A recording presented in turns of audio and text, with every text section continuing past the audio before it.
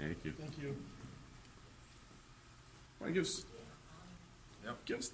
the mindset coming into this fight, man. I mean, you've had some mixed results, as of late, but it's been against, absolute top competition as well. So give a thought of kind of how you're feeling coming into this one. Focused, really focused. I've been out for a little bit, healing up from some injuries, so I'm just really focused, really excited to get back in there and show people why I belong at the top. You were supposed to have this fight before. Were you surprised that it came back together? Did you push for it to come back together? How did this happen? I've been actually looking for this fight for a long time. It's one that I've wanted just as far as matchup-wise. I love the fight. And then it came together, and just things didn't work out. I wasn't able to get cleared by the doctor and everything, so I wasn't counting on it coming back together, honestly. I thought that was it. This is my shot to fight him and won't get another shot. And then the opportunity came. A close friend of mine, coach, actually, just a coach of mine, told me that, the opportunity was there and to reach out for it. And I definitely put my name in the mix and kind of pushed for it and to make it happen. And luckily it came together. So it didn't come by chance. You definitely made it happen. I put some work in there, yeah. You knew that you'd have to come to his backyard to do it. I mean, did that make you shy away at all? No, you're going to go in there. I'm sure they're going to be booing you. You're public enemy number one. Yeah, absolutely. I'm totally fine with that. I've been to a lot of backyards and made them my own, so I'm planning to do that this weekend. Nice. So what was it about this fight that you wanted so bad that you wanted to push and pursue for it? I don't know. I just think I really like the matchup. He's tough. He has some tools. I think it's a good fight for me. He's got a name. He's been in the sport a long time. He's done a lot for the sport, but I'm just excited to take it all and it's my time, and it's time for him to pursue something else. And last thing for me, I mean, what do you want to accomplish? I mean, as you said, you've had the layoff. I mean, it's just about coming in and sending some kind of message or making some kind of statement so that that you put your name back in the mix. I just want to come out and have a great performance. That's what I want to do.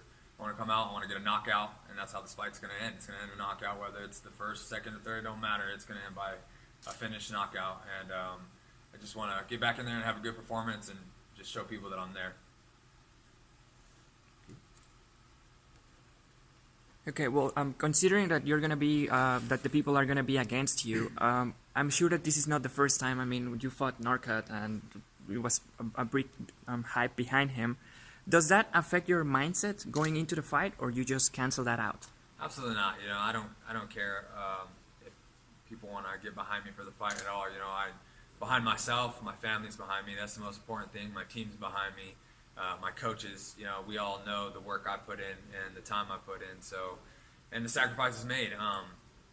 We all know that. So, it doesn't. I'm not worried about what the fans really think about the fight or if they, are for me or not. It's just I just got to go in there and perform. Okay. You mentioned your team. We know that there are some of your teammates also on the card. Does that affect your training? Does that make things easier, or how does that affect? I'd say, yeah, in a way it makes it easier. It doesn't affect anything in troublesome ways, but I think it makes it easier, more fun. It's always fun when you have people, teammates on the card and everything, and kind of get to push together and grind together a little bit more, and just pushing each other to get to the end goal, which is all of us, three of us, coming back with wins to the gym. How was this camp coming off the injury and everything? It was great. I had a great camp. I made sure I was fully healed, ready to go, 100%. My foot was good, so I haven't had any problems. It's been awesome, and I'm looking forward to just going out there and putting on a show. Do you pick the color pattern yourself for the toenails, or does somebody do that for you? I do not. My daughter picks the pattern. Yeah, actually, she does it all, and this time it's been a rough camp as far as just being away from my family. I spent time away from my family for this camp, and that was definitely the hardest part. That's definitely all my motivation. And so she wasn't able to hand paint my nails this time, but we went to the store, FaceTime, she picked the colors, we FaceTime, I painted mine while she was painting hers, and I couldn't go, she had to tell me finger for finger, and it couldn't move on until I was done and she was done with the finger. So it was a good time, and happily we still got to do it and make it a moment. So I'm excited. Really excited to see them, really excited to get home and celebrate this victory with them. This is a first time event for like this in Lincoln. What can you kind of do, or what does Lincoln kind of say for this to make this event special here? I think the UFC put together a great card for Lincoln. I think this is actually has a lot of great fights on it, a lot of great matchups to bring a lot of eyes to Lincoln and a lot of eyes to the UFC. I think this is a really great card, better than some that have been in the past recently. So I think they've done a great job as promoting it for Lincoln and putting on a great show. And myself, I look to put on a great performance for the Lincoln fans. Okay, Gathke and Vic are probably gonna, they're the main event, but your fight's probably gonna be one of the loudest. How does that kind of play into the fight? I love the noise. I love the noise because it's all silence. It's all silence. When I get in there, it's just silence. There's nothing. I don't hear it all. I just focus on what I'm going to do. That noise doesn't matter to me. And then after, once I finish him, then it kind of opens up, and I take that moment to soak it all in and hear everything. So, but while I'm in there, it'll be quiet, peaceful. I'll just do work. So you faced his twin brother Joe, 2014. Did that play into this fight any at all in deciding, or did that have anything to do with your preparation? Or, I mean, I know that was 2014, so a while ago, and things have evolved since then. But did that have anything to do with this fight? No, actually, when I fought Joe, Jake was in the UFC still. He was doing big things still then.